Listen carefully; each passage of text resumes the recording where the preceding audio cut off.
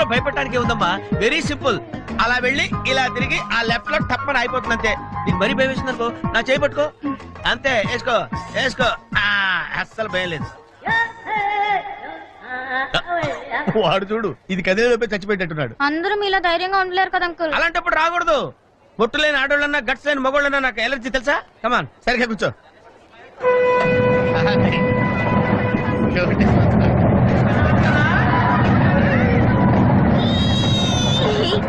ఉందండి.